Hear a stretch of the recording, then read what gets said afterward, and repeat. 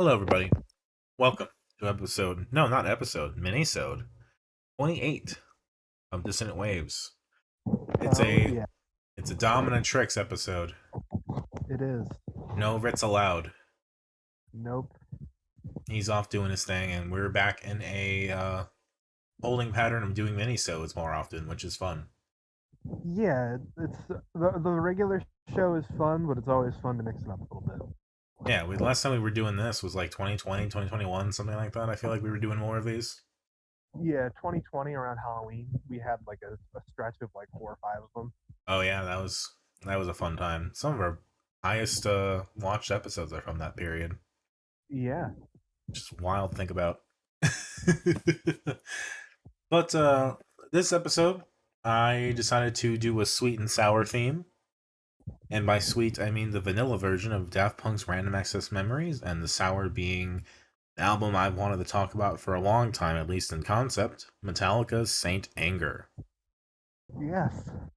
And in covering Saint Anger, I realize, yes, that is the popular one to talk about. But as a sequel to this episode, it's something we also need to cover Lulu. Yes, we do. Lulu is the true worst album that Metallica put out. I've not listened to it. I don't know anything about it. I am curious, especially because of how quickly some people were jumping on the other side of that. Like, some people thought Lulu was one of the best albums ever made by the end of that year. Not in the circles I run. But Saint Anger never quite had that kind of resurgence or reappraisal. No. Saint Anger's a little bit of a, I don't know what you call it, a dud, a black mark, or just a curiosity that everyone knows about because it was number one on the Billboard charts. Yeah. Well, I guess since we're starting with Saint Anger, I got to No, no, ask no. what. We're gonna start with random access memories because Okay. we've already talked about it, so Yeah. I feel like the discussion's gonna be shorter. Yeah. But I just wanna just reflect. Let's reflect back once again on one of the best albums ever made, Time. turning 10 this year.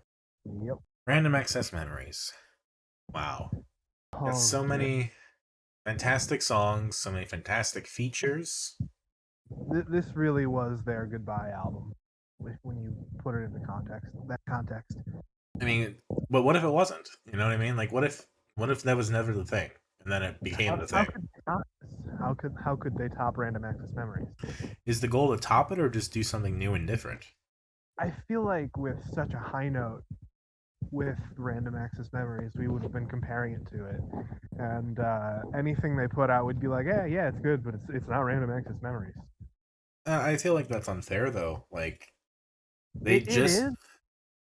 they spent that part of their career coming back after Human After All. Mm-hmm. And they did Tron Legacy, and they did this, and that's kind of where they got back into like the good graces of everybody. Tron Legacy is my favorite Daft Punk music video. Okay, fair enough, fair enough. That's quite a take. I think Tron Legacy is good on its own. It's okay. The young Jeff Bridges is a little uncanny now. I mean, original Tron, of course, is the OG, Oh yes. but there's nothing about Tron Legacy in Random Access Memories. Surprisingly, I think they'd have a little Yeah. bit of a connection, but they don't. Yeah. Instead, we got Giorgio Moroder, we got Julian Casablancas, we got Paul Williams, Pharrell Williams. Not related, surprisingly, but Panda Bear's here. Todd Edwards. Todd Edwards is the one that's returning. I know that Ritz on the regular episode of this was like, he seems out of place. I very much disagree with that. Yeah. He did the sampling breakdown on Face to Face, which is just fucking. I don't know if you've ever watched a sample breakdown for that. It is crazy ridiculous. In terms of what they like sample, or Yeah, and just how they sample it because it's like the bit that sounds like Face to Face in the main kind of repeating riff. yeah, It's actually Christopher Robin. it's what? Christopher Robin by I forget who. Let me see if I can just find that breakdown real quick. Not just Christopher Robin from Winnie the Pooh. Yeah, it's like an actual song. Oh, interesting. Okay. Let me pull it up. What's interesting about this album is that I think it's a 10 out of 10, right? You Yeah, think you agree? 100%. Yeah, there's a whole trilogy of songs that are there, but they're very silent. They're the deepest cuts that nobody ever talks about. Yeah, There's Within, Beyond, and Motherboard. And like they're really good. The orchestral or instrumental or just kind of sometimes providing like a bridge, but they're more than an interlude. They're more than, a couple minutes on something.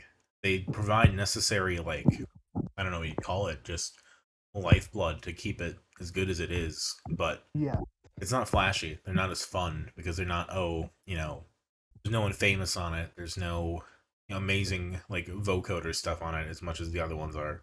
and But I just the sample breakdown. It's about a minute 30 in where they go into the breakdown for face to face. Mhm. Just ridiculous how crazy it is. And I think it's interesting coming back to this version as well because like not having the extra stuff added to it and having it end either at Contact or if you're listening to maybe a little bit of an expanded version Horizon. Yep, I think that does cap it at a more reasonable place. Like it not having extras does mean something sometimes. it absolutely does. Like I like having extras. I like learning more about albums and how they're made. But as far as the album listening experience goes, not always what you want. It is not. This is one of those albums that perfect right out the gates and kind of adding to it in a way. I feel like they did it respectfully with the 10-year anniversary, but you have to be very careful that you're not like adding a clown nose to the Mona Lisa, you know? Yeah, and I don't think they did, right? They, But that's all I really had to say. I mean, Is like, that they yeah. Imagine though, like there was an expanded version of In the Aeroplane Over the Sea with a bunch of extra recordings. That ooh, just sounds ridiculous in a way, doesn't it? it does, but at the same time, I could 100% see it happening. And I mean, Live at Jittery Joe's is almost kind of that. I mean, In the Aeroplane Over the Sea is 25 this year. It is. What month? So what month? No, I was talking to my cat. He just started scratching my back. Oh, you gotta scratch his then. Yeah, I will do that. But I am curious about like what it wouldn't be the same, right? It would be an amazing album with just more added onto it, and after a perfect ending, it would be like this stuff is cool, but doesn't need to be so closely connected. Yeah, And I'm sure Jeff Mangum has a ton of tapes. yeah. It's as dark as it sounds. I hope that when he dies, all of this shit gets released. Yeah, that or he'll be the equivalent of the Catcher in the Rye offered to underground music. Yeah, Just not release fucking anything. That being said, of course, there is new recordings from Neutral Milk Hotel stuff online as of this year. yeah, They were putting stuff on Bandcamp. yeah. And they were even putting new stuff on like Spotify and other streaming. Yeah, I mean, slowly they're modernizing. Slowly they're kind of like testing the waters. Maybe Yeah, reminds me of 10 years ago when they were doing their comeback tour, and then subsequently and the end of it they went their separate ways again. But I don't want to be teased again. yeah. But this is a nice thing to have. This is a wonderful album, and just a nice to listen to, and it's the kind of thing you can kind of just throw on, and you're gonna enjoy it. Oh yeah. But this is now kind of where I also want to talk about Saint Anger a bit more, in that like what a slog to get through. Oh god, yeah. It's why I wanted to pair these together, right? It's like you get the beauty and you get the beast, you get the pleasure and the pain, the sweet and the sour, all those fucking analogies. Yeah. They're both approaching important milestones, 20 and 10, for random access memories. And there's no Saint Anger Deluxe Edition out there, is there? No. No. What we get is the album and the music videos and the documentary, of course. Yeah. But no, Saint Anger is Saint Anger, and it is. I don't know. Would you call this the end of Metallica as Metallica was? I no. I'd honestly say that's load reload. The load reload. I mean, yeah, I guess so. But this is also. But I feel like load reload and this are its own like era of Metallica, though. I guess then. actually, I would say no. It's I would. There's couple different ways you could era Metallica, and I feel like one of the most common ways is via the bass player.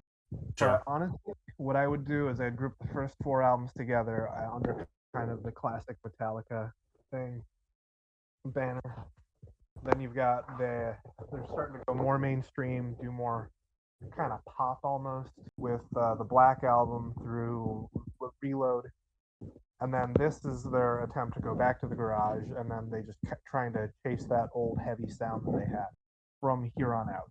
Yeah, but I feel like Death Magnetic and Hardwired are kind of entering their like beyond prime dad rock mode. Yeah, but Like this I'd is argue this they were approaching it here.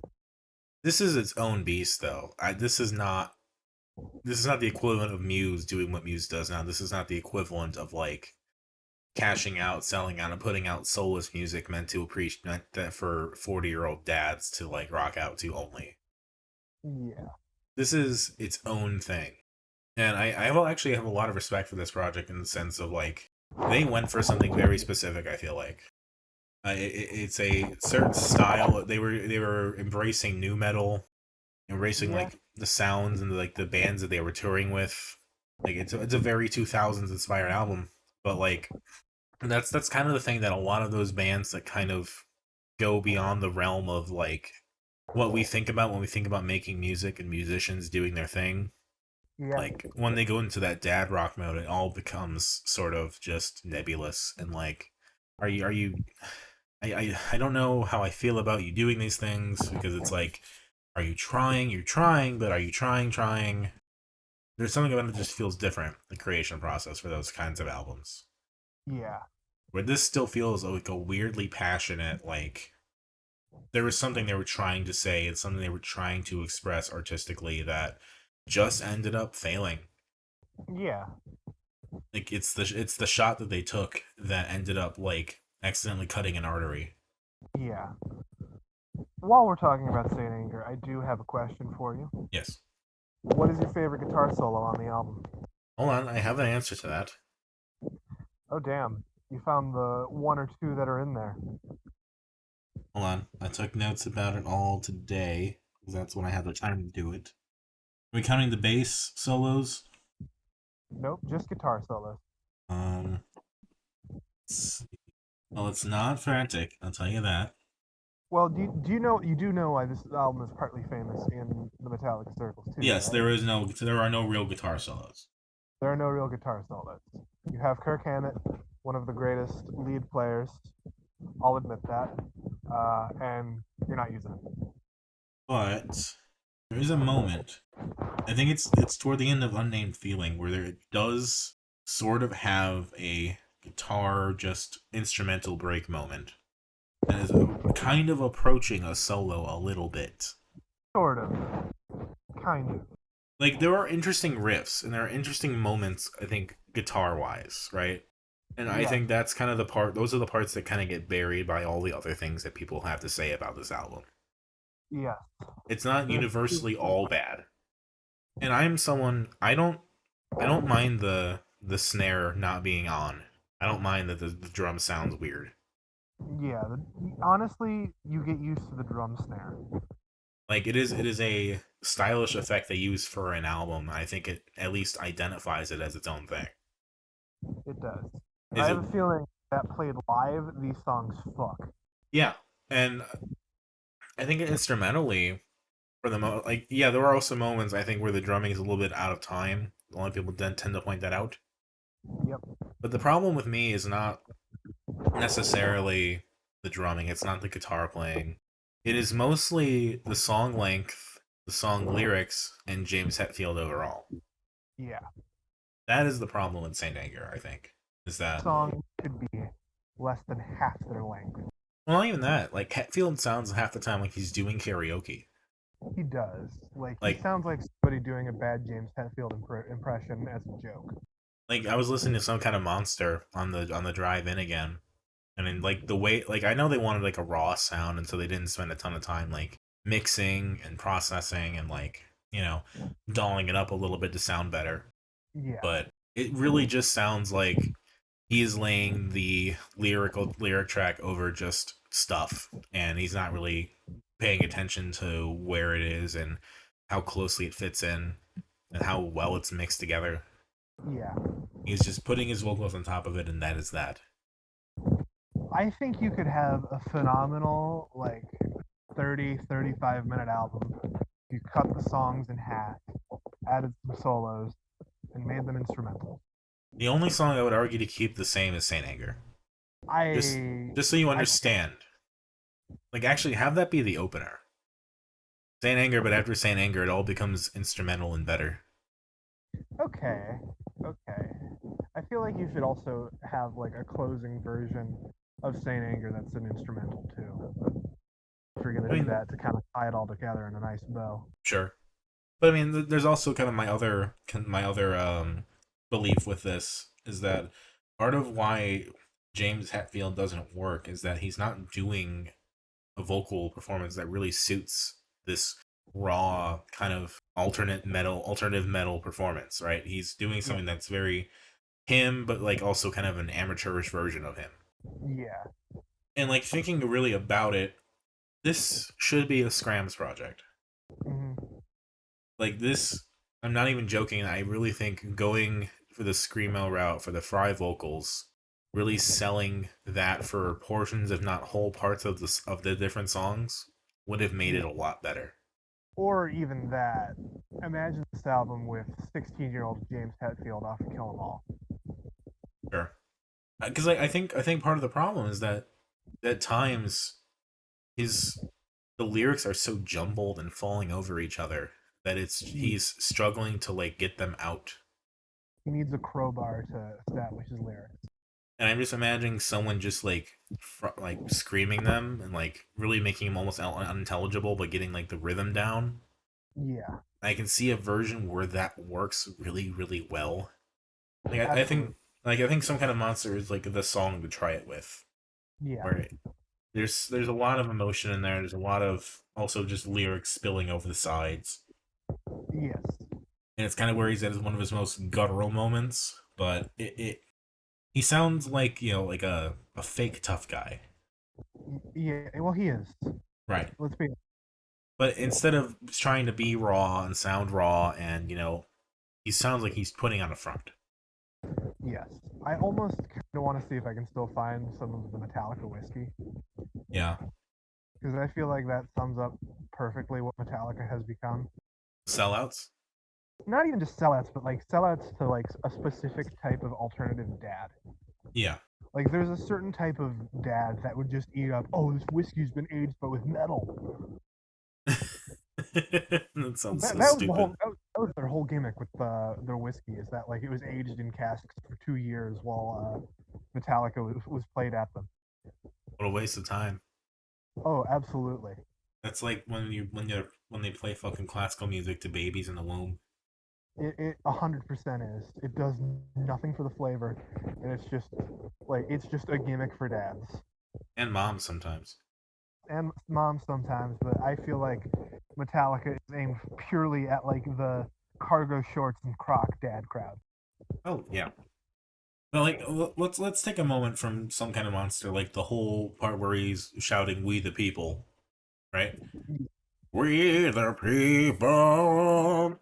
And just imagine that just fucking belted out with Fry vocals for a moment. Oh, 100%. I can see it. And it's a cheesy, weird moment. It's kind of fun if you kind of look at it loosely, but it's not being sold as a legitimate thing, I don't think. It's not. If this was not meant to be a serious album and like really dealing with their issues and problems and emotions of the time, that'd be a whole Yeah. other conversation. But like the documentary makes it very clear that this is what they could do at the time they made this album. Yes. For the 2 years that they worked on it, while rehab was going on, they were finding a new bassist. They were Yes. shuffling around studios, The bass player on the album is the producer Bob Rock. and perhaps coincidentally, there is no meaningful bass, really, is there? There's not. There's a couple moments where it's there, but it's not like it's not the thing. They were classified as a trio. Yes. So I don't know this for a fact. I wonder if they went back and like made some more bass adjustments once. They pronounce his name Trujillo. Trujillo. Trujillo, like once he became established as part of the band. Oh, there. It probably sounds different live with him playing.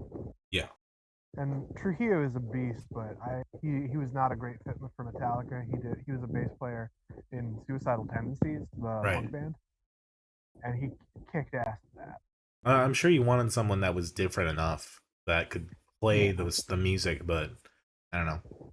It really seems like at the time that they really wanted someone they could control more. yeah, Because from what it looked like, Newsted wanted to release his own music. Hetfield especially was not into that. yeah, and that's why he left Metallica so that he could work on his own projects. I'm curious if it's still a lot like that. Yeah, Because like I don't know if Lars or what is it? Trujillo. Trujillo, if they're all doing extra stuff or not.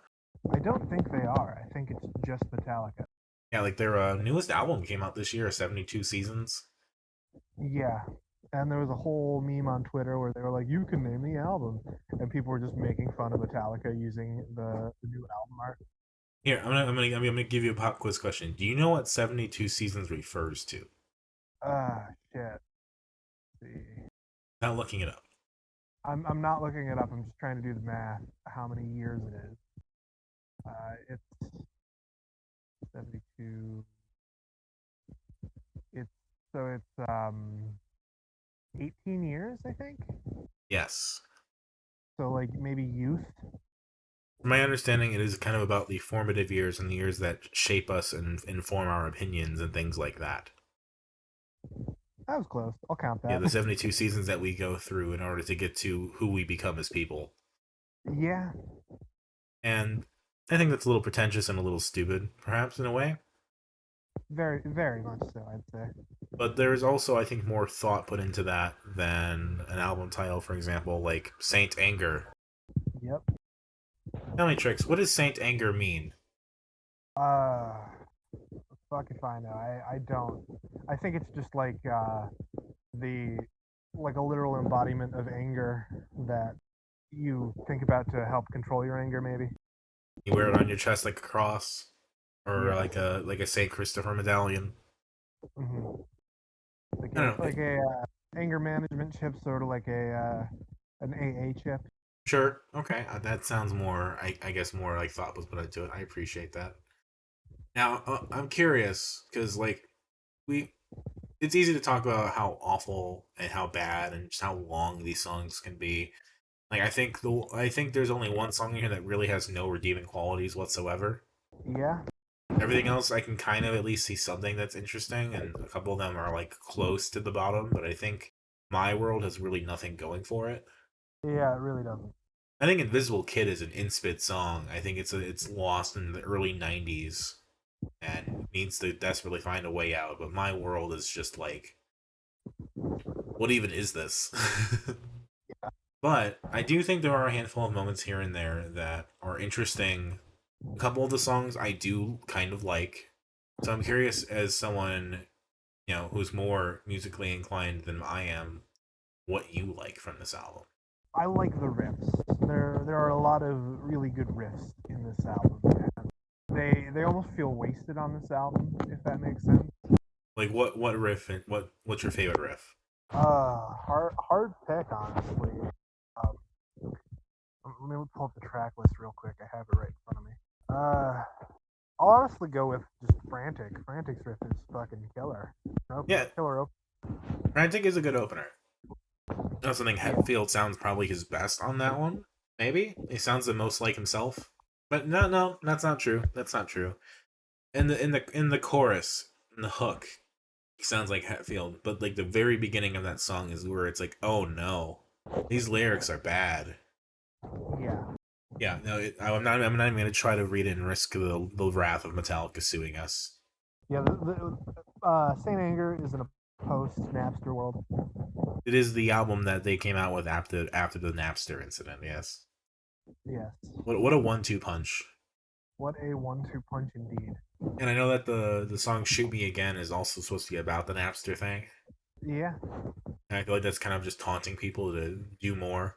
pirate Metallica. I mean, there was that whole South Park bit about Lars not being able to afford second pool or whatever. I mean, it's not like they've sold like 100 million records or something like that. Yeah, I don't think they'll miss much. no. Although I can understand why they got upset at it the first time. It was like their whole album leaked early, Sure. but that's not a whole reason to shut down budding industry.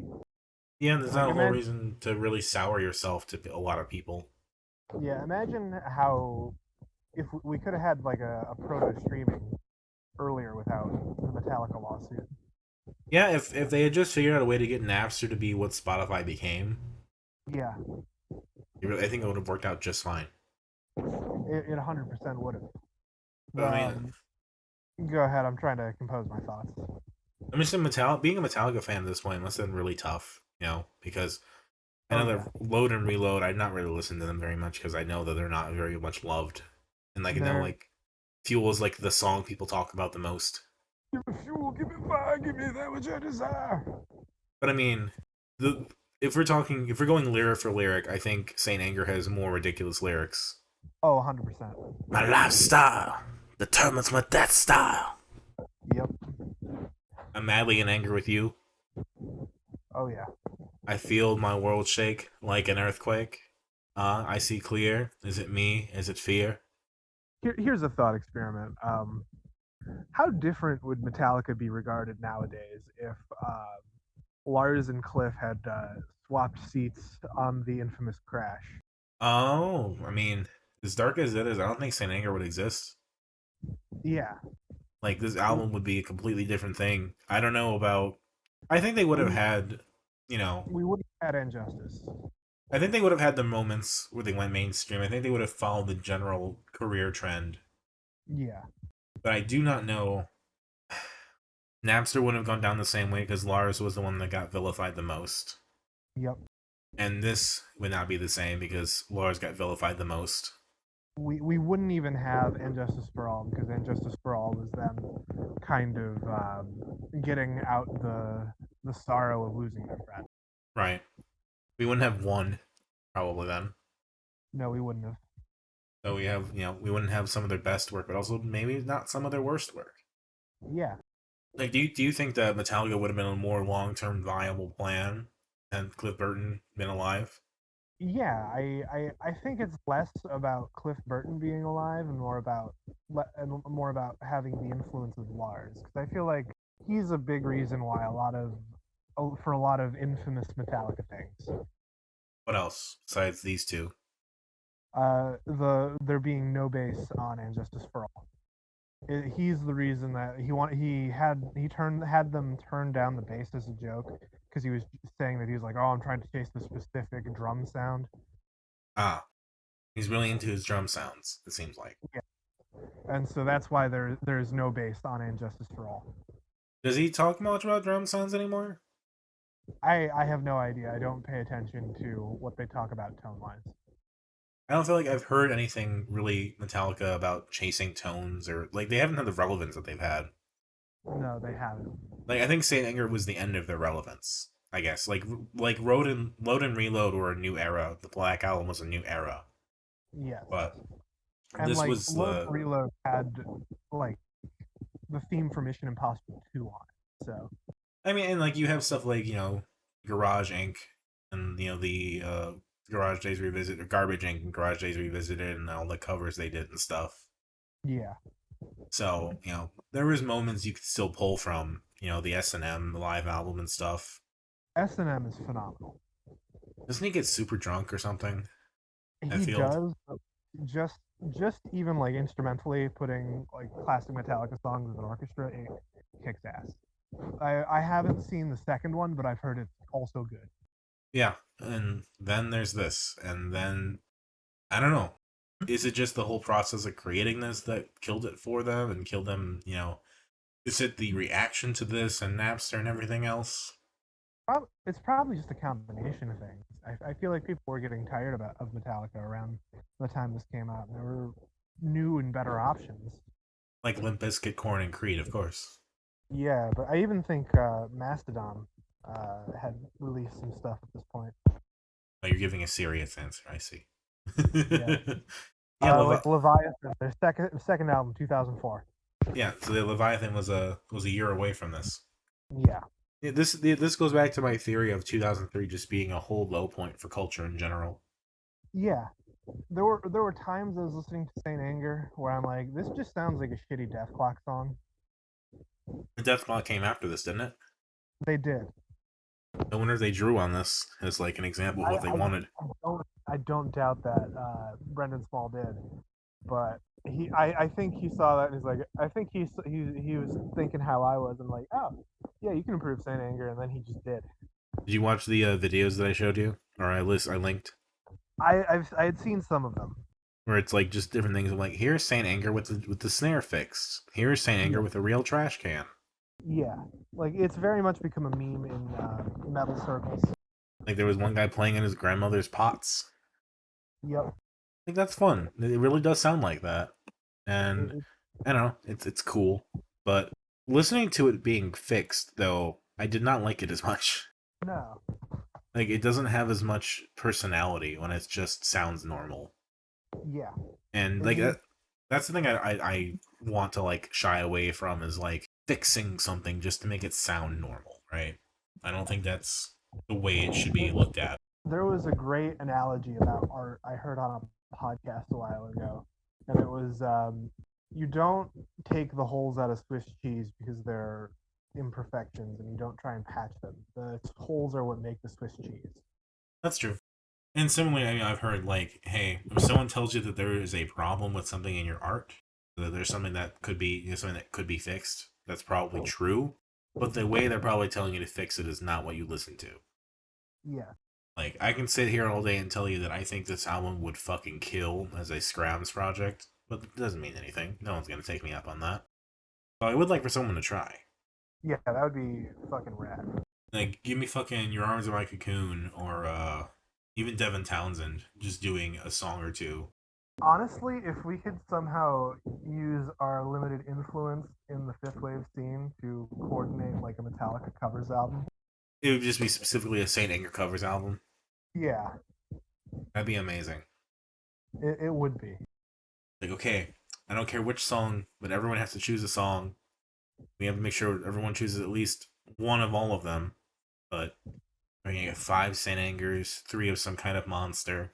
Yeah, You're gonna have that one band that does the unnamed feeling, but it's also the best one of the bunch. 100%. We know that something weird like that would happen. And like All Within My Hands will be like the one that sounds closest to Saint Anger original. Yep. I'm gonna pull my pizza out of the oven real quick. Pull your teeth out of the oven, yes.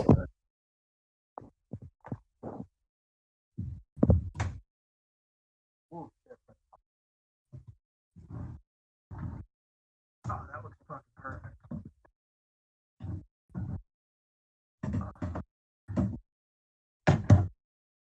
Sorry about that. Ah, you got your pizza. I do. I need to let it cool for a minute. So how many times did you listen to each album this week? I listened to Random Access Memories once, but that was only because it's been imprinted in the back of my mind since I heard it. Yeah. I listened to Saint Anger twice because that's all I could manage. Which one was easier to get through? Oh, Random Access Memories, 1,000%. Do you even notice it really like going through it, or was it just kind of going? It was just kind of going. It was like a sunny drive on or a sunny Sunday drive, you know? Meanwhile, I'm like checking the fucking track length on Invisible Kid, being like, how is it still going? Yeah, How is it only halfway done? yeah. Most of these songs were like that. I walked to the local grocery store while listening to Saint Anger, and it's like a 25-minute walk. I made it 3 songs deep. Yeah, okay. And, like the funny thing, right, is like when I first encountered Saint Anger, I had an appreciation for how silly the title track sounds. It's a very silly song, and it's just it is the part of the album that is so bad it's good. Yeah, But this whole album is not so bad it's good. it is not. It is a just something that is hard to get through. It has interesting moments, but my God, you really have to fucking commit. To like once you get to the middle part of the album, it's really just like good fucking luck, buddy. Yeah. This album could have easily been less than half its length. Like, there's no reason this album needed to be an hour and 15 minutes long. Yeah, even if you made it like a 7, 8 track album, 7 tracks maybe, and they were all the same length, I would understand more. Yeah. Like, give me the first 3 tracks, give me the last 4 tracks. Frantic Saint Anger, Some Kind of Monster, Sweet Amber, The Unnamed Feeling, Purifying, all within my hands. Yes. I think that would be the album, It would be. and all the other ones would be just B sides. Yeah. This album needed some B-sides. When did they release this B sides? I'm curious now. For an album that was #1 in over 30 countries. Let's see, Frantic had live cuts as its B sides. Okay, Saint Anger had some new stuff. They had Commando, Today Your Love, Tomorrow the World, a Ramones cover of Now I Want to Sniff Some Glue. Okay. Mm-hmm. Okay. There's some stuff on the Saint Anger one. Some kind of So monster. More I'm live shit. looking at the top tracks on Metallica on YouTube Music. Yes. Uh, what do you think is first, a song off their new album or a song off Saint Anger? A song of Saint Anger. A song off their new album is actually one higher than Saint Anger itself. On View. Like just one tier, Interesting. and that is 72 Seasons off their new album. I would Oh, what think the fuck? Saint Anger is higher than Orion? No, no. I would think that Saint Anger has enough of like a meme status and like enough weird cultural impact that makes Yeah, sense. but I don't think it should be higher than Orion or Ride the Lightning. No, it shouldn't be as high as some of their actual epic songs. Like God. Yeah, No, but so the only B sides they had were the handful they put with Saint Anger. That's another. yeah. It's mostly Ramones covers. It's all Ramones covers actually. So no, there were I then no have actual to B scroll. sides.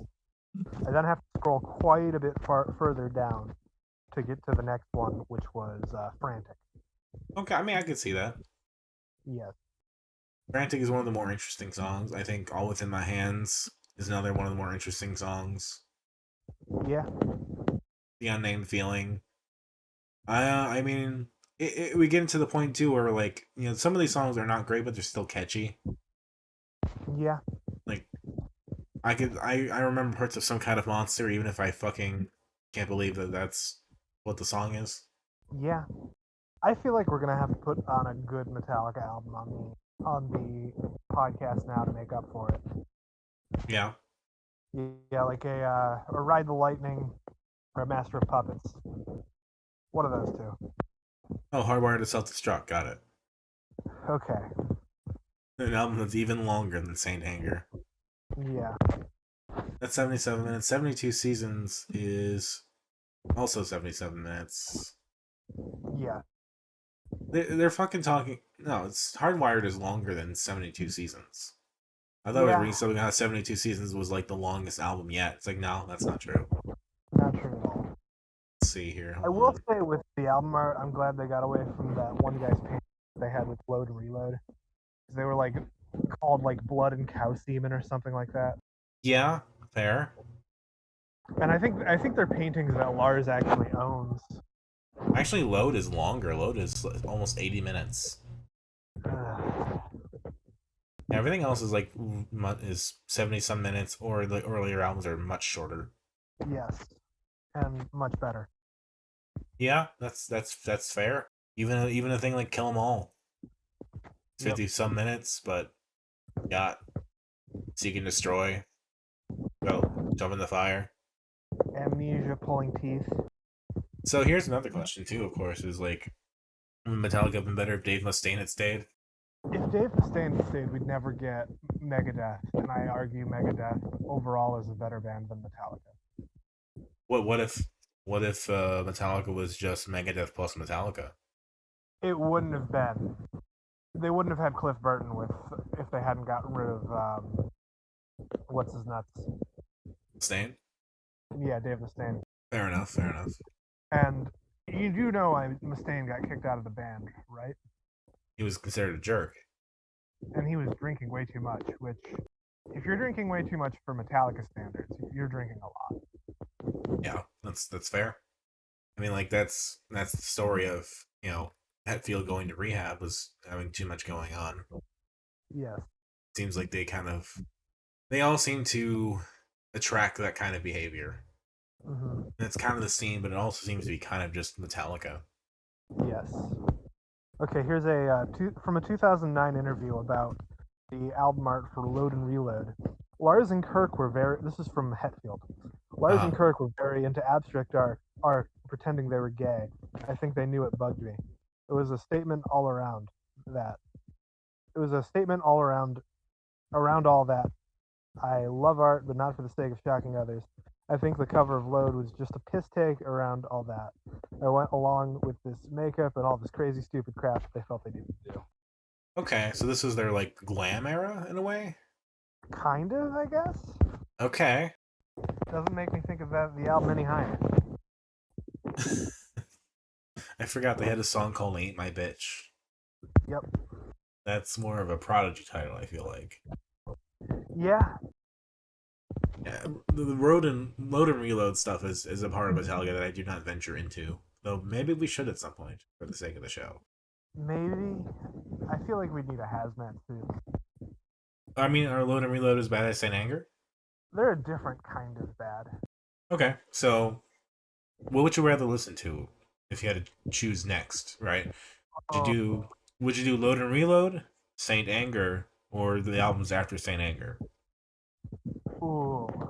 I think I'd have to do Saint Anger just for it being the only album group. The only album what? It being only one album compared to groups. Okay, okay, but pretend that was not a factor in this. I think I'd still rather listen to Saint Anger just for the riffs. So, what would you say to a world in which their discography went Kill 'Em All, Ride the Lightning, Master of Puppets, Justice for All? Maybe we'll do the Black Album and then Saint Anger. Ugh, I don't know how to feel about that. Like, what if this was like they just fucked up and went in a wrong direction, right? And like that was like the thing that they did that one time. Yeah. Hmm. Would it be more forgivable if they I just guess. went barking up the wrong tree? That's a good question. Like, because that happens sometimes. It does. You explore an object or a piece of art that interests you, and you try to flesh it out, and it turns out to be something that doesn't appeal to many people. Yeah. That is a good question. I mean, the question too is, do we even want to count the Black Album as part of that classic lineup? No. Okay, then let's say then that Injustice for All leads right into Saint Anger. Oh no. You went from having no bass and weird drum stuff to weird drum stuff with the bass is gone. Yeah. That's more of a story thread that'd be interesting to follow. It would be interesting, but I feel like Metallica wouldn't have had a career if they dropped Saint Anger after Injustice for All. And what Injustice for All was 88. Jesus Christ. Yeah. Yeah, so Saint Anger was how they rang in the 90s. That'd be fucking weird. Well, you probably would have had the Newstead version too. The bass might have been Yeah. more boosted. I I think if you had Newstead on this album, it would have been better. Maybe not incredible. Like I honestly think Injustice for All is a great album. Have a version with the bass boosted up, Yeah, and there's some phenomenal tracks on that. Like it's clear that like this okay they even though they lost their bassist, which is a huge loss considering he was he actually was into like composing and counterpoint and all of that, right. and it's like okay, so there's still hope for Metallica even though they lost arguably one of their best members. And then if they immediately followed it up with this, ooh, I don't know. I think it would have been a really rocky period, kind of like my understanding of Load and Reload kind of was. Yeah. But oh, you're really getting loud on that muffledness there. Sorry. But if Saint Anger was like the low point of their career and they went on to doing much more consistent stuff afterward, I don't think it'd be as much of a problem. I don't think it would be either, but they didn't put out more consistent stuff after Sanger. Right, we're already deep in the fantasy of Saint Anger following up the classic albums. Yes. Because let's just look at it as a timeline. Like the Black Album was their first kind of instance of okay, we're gonna sell out. Right, and songs that people love are on the Black Album. I feel like without Load and Reload, Metallica wouldn't have had their whole dad rock association this day. I feel like they'd be looked at more fondly like a Megadeth or an Anthrax. Yeah. Well, I think Garage Inc. is kind of the moment that also really kind of sells that dad rock vibe, right? Like fucking covering "Turn the Page," right? That is like the thing, Yeah, or like doing Leonard Skinner or Thin Lizzy. Like those are the things that you do to like really become like the dad rock band. yeah. Like you don't you don't see Megadeth in the same light that you do Metallica, which is strange if you really think about it. Like Metallica is the only one of the big four thrash metal bands that really took off this mainstream way and really changed and become something different for arguably the worst. Right, and that's essentially the microcosm of what we're looking at with Radiohead and Muse in the long run of like Muse was this band that was compared to Radiohead constantly. And then they Yeah, had their moment where they broke out and became their own thing and then went this dad rock route. Well, here's Radiohead just doing their own thing. yeah. And I think Like that I feel like we're gonna have to do kind of a deep dive on thrash metal now. I mean, we're already doing the Doom Stoner, kind of route of things. It's Yeah. not going to be that much of a Like I know more about doom and stoner than I do thrash. I'll admit. I know a little bit about thrash. Um, there was this one documentary I watched about like the history of thrash metal, yeah. and everybody is like all respectful about like Scott Ian from Anthrax and Hetfield are all like, oh yeah, Dave Mustaine, he's the guy, he's the best one. And then they interview Mustaine, he's like, yeah, I'm the fucking best. He's just kind of got this cocky prick attitude, which wouldn't work on anybody else. But I think it goes back to him being disagreeable with everyone else, right? Like Yeah, you can kind of parse between the lines of why he left and be like, oh, Hatfield didn't want to have to like battle for control, most likely. yeah, Didn't want to have to share the limelight in that same way. Where, I think they'd want him to be a little more modest. yes, But that's not Dave Mustaine.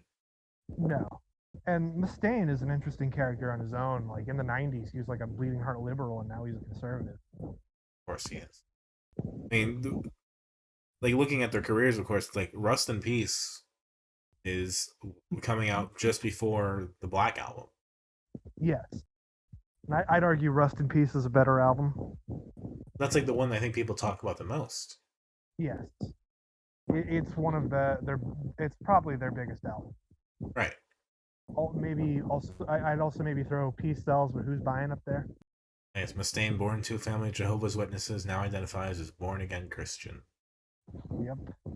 Is there a controversy section? Let's take a look. Oh, probably. Let's see. Personal life. All about his religion. Now his politics. Ah. Mustaine was interviewed on Alex Jones in 2009. Oh shit! I didn't know that.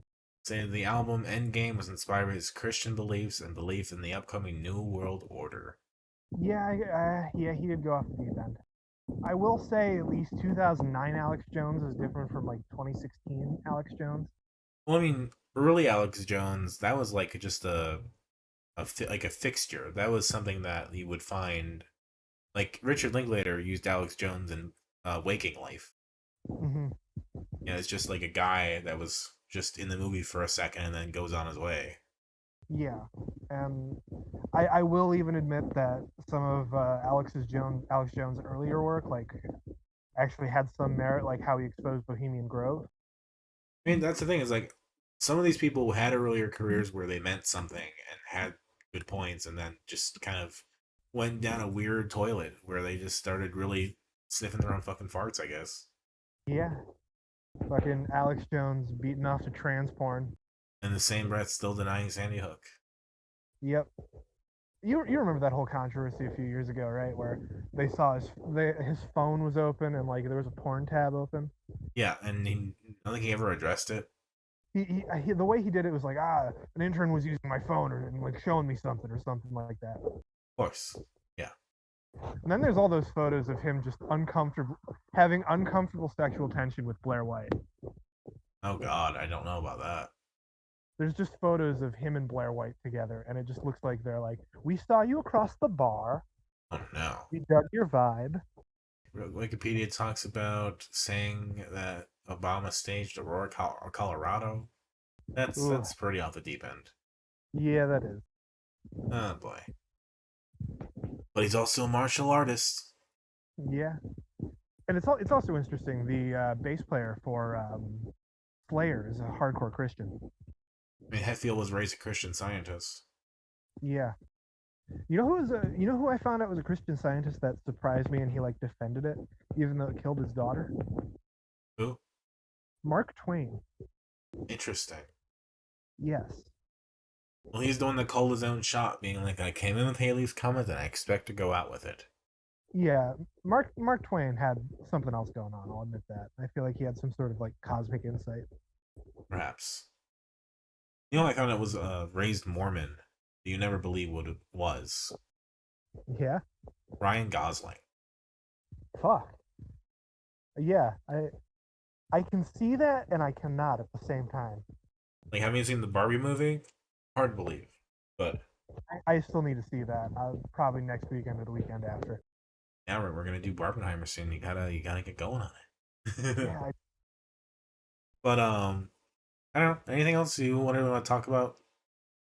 I not really. I want to talk about better thrash now. Is this the genesis point for us going more into thrash metal? Just being like, hey, Saint Anger exists. Here we are, fucking talking about it finally. Maybe this is me pulling out some Metallica or some Slayer or something. Yeah, like those are we've avoided covering a lot of the big bands. I think because I don't know if we're gonna have anything new to really say. Like No. I can't have a revelation every week. Like, oh yes, Slayer would work best as a hyperpop band. Fuck. Now I want to hear that. I've heard Slayer is a surf band before, and that fucks. I can only have revelations about Hetfield embracing scrams for some kind of monster only so often. Yeah. But I like also clinging to just like, hey, we also covered Random Access Memories again. What a nice album! What a wonderful life raft in this sea of blood. And then we talked about random access memories for like 5 minutes, and then we're like, okay, Saint Anger. Pretty much what I expected. Yeah. It's like you get the you ever see those videos where it's someone like decorating a cake, except the cake is a balloon, and they're like putting a No. bunch of frosting and stuff on it, and it looks like a real cake when they're done, but it's a balloon. You have gotten on the weird side of TikTok, my friend. And so it's a prank for someone to then cut into the cake, and then the balloon pops. And it's just like that's what this reminds me of. Like, yeah, we talked about we're gonna do random access memories, we're gonna have fun, we're gonna sweet and sour, and then it's like, no, we're really just here to talk about Sending. We're really here to pop the balloon. Yeah. And yeah, I was really hoping in a way that this would be actually a So Bad It's Good album or something, but it's not. No. It deserves its criticism. It deserves everything it gets. Yeah, and we are gonna have to cover Lulu at some point, and the I am the table meme. I'm gonna call it now that I'm gonna like Lulu a lot more than this. I have a feeling you'll like Lulu a lot more than this. I Lulu don't. just I can sounds see you weird. liking Lulu more than this because Lou Reed is on the project too. Yes, it was his last project. It was, and the last thing he ever posted online was a photo of Twilight Sparkle from My Little Pony. Well, that's a fantastic cultural crossover. Yes. It's like when you find out that Martin Luther King Jr. and Frank were born in the same year. Yeah, I gotta find this fucking Lou Reed thing. But yeah, Metallica. Um, favorites and least favorites off each album? Favorites for Random Access Memory, the whole album. Of No course. least favorites. Yeah, Uh, same. favorites off of Saint Anger. No, most of the best songs on here are mid, and they're only at that point because of their riffs. Yeah. But you had to pick one. Frantic just for the riff. Okay. And least favorite? Uh, the Invisible Kid. Yeah. Like, I'll agree. My favorites on Random Access Memories, everything. It's a 10 out of 10 album. As far as Saint Anger goes, I really have a soft spot for the title track. Saint Anger it's a goofy fucking track. The lyrics are bad. So many stupid lines. But I just love how it opens. I think it's a good opening to that song. I like that riff. I like the way the drums come in. I like I like the concept of what those drums are doing. I also like All Within My Hands. I think it's a good ending, and Frantic's a good opening for what this album is, at least. Yeah. And my least favorite's Invisible Kid, and especially My World. It feels like My World was meant to be the Sonic 06 crossover we never got. Oh God. I mean, imagine if that had happened, right? Like Saint Anger was the fucking theme of SummerSlam 2003. Yeah. Imagine if they got Metallica to do a Sonic the Hedgehog theme for '06, and it was this era. Oh God. I don't know how to feel about that. That just makes me uncomfortable. I think it would have been more memorable. It would have been. It would have elevated Sonic '06 and devaluated Metallica. Yeah. Ah, there we go. That's Twilight Sparkle versus Metal Machine Music. Yeah. Incredible. Okay. Rankings for the week. I don't think we need to say them because they're obvious. Saint Anger's number one. Yeah, Saint Anger number one. Random Access Memories, fucking worst album ever. No. Yeah. Random Access Memories, clearly the winner. Saint Anger, clearly the loser. Saint Anger's probably one of the worst albums we've heard this year. Yeah, I'll agree with that. So, then, what are we doing next? We're doing a regular episode, it seems like, next week. Yes. We are getting back into the stoner metal. We are doing your pick. What is your pick? Sleep's Holy Mountain by Sleep. Yes, that seems to be like a lost chapter, something we should have covered long ago, but here we are covering it now. Okay. I am, of course, continuing the Radiohead Muse topic by covering both Kid A and Amnesiac. Yep. And Ritz has chosen the Wednesday album, Rat Saw God. But you won't be hearing that next in the feed. The next minisode, our next anniversary show, will be first, where we cover Barbenheimer. The Barbie movie, Oppenheimer movie, both soundtracks. Oh yeah. The definitive compare and contrast between what makes each movie tick, why they're paired so well together, everything like that. I will have an edible before Oppenheimer, and Now, I will go ahead. smoke a pink joint before Barbie. Now, I want to ask you on air. I want to hear your thoughts on this. Yeah. After episode 140 and the anniversary show and all that, Ritz will be out again. Yeah. Do we want to do a regular episode or another mini-sode? I think we should keep on the minisode train, honestly. Okay, mini-sode 30. All right, I have a theme I want to pitch to you then. Okay, let's hear it. Let's each pick a Joe Bonamassa album. Oh God, fuck. Oh God, I knew we'd have to cover Joe Bonamassa eventually, but God. We just covered Anna Music. That was your Ithaca Yep. base? So now let's go to Utica. Yeah, and we'll cover Joe Bonamassa. Are you down? I guess so. you, you can I might throw something else in there.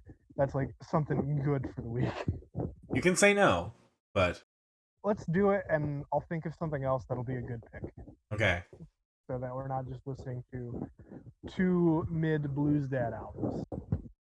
Fair enough. You find something weird, something really quirky and just like completely out of step with this. Yeah. Find me like someone's fucking weird secret hyperpop side project. Like another double hell death. Yeah, or like something even weirder than that. Like if Lorenzo had like a secret like I don't know he's already had a number of side projects, but like if he had like a secret like boy band thing, that would be what we'd be covering. That would be exactly what we're covering. But until then, I'm Dominic. You can catch me online at riddlenforkids.github.io, Riddling for Kids on Twitter, Riddling for Kids on Facebook, Riddling for Kids on Blue Sky, and MySpace, and Friendster, and Nintendo Switch Online, and PlayStation Network, and Xbox Live, And Steam. and Steam, and GOG. But no, you can And, catch me online at Twitter at DACICHOCKI and on YouTube, Dominic Chikoki. I'm also on the Games My Mom Found podcast sometimes. I've been Tricks. You can catch me on Twitter and Blue Sky at Procrastinaut, like procrastinating astronaut, and then an underscore at the end of it for Twitter, no underscore for Blue Sky, and then the .bsky.social or whatever the fuck it is. Their handles are weird. You can catch us all on Twitter at Dissonant Waves.